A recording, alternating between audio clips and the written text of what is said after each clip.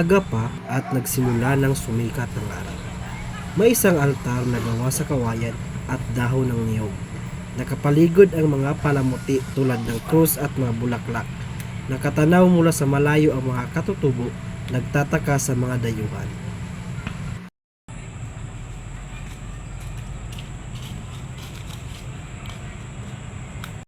Padre, handa na ba ang lahat? Oo, Kapitan. Ang Diyos ang siyang gumabay sa atin dito.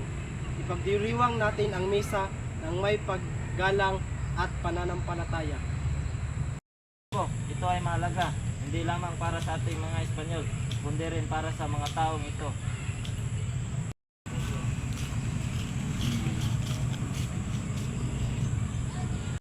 Umaga sa inyo. Ako si Raha Palambo, pinuno ng Limasawa. Ano ang inyong gagawin sa umagang ito? Magandang umaga rin sa iyo, Raha Palambo. Ako si Ferdinand Magdilan, kapitan ng mga Espanyol.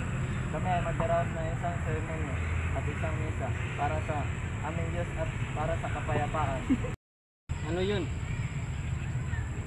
May isang paraan para magpasalamat sa inilikha ng Diyos. Panoorin ninyo kami.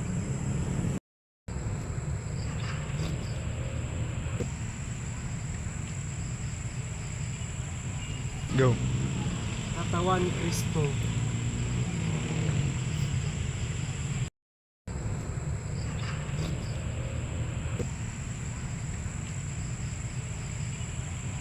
Go. Katawan ni Kristo. Pagkatapos ng komunyon, natapos ang misa. Binasbasan ni Padre Valderrama ang paligid.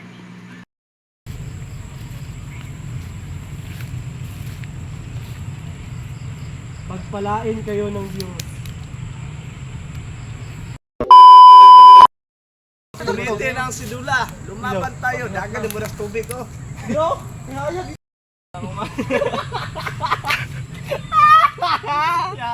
Ay, magkatawa mo. Tawa mo yan. Last ba? Sige na. So guys, nade may dere sa forest karon guys, no? Kaya mag-earl pa mi guys. Para akong mga kawan guys. Hindi pala utog. So yeah, pero din. Okay, gawa. Piste.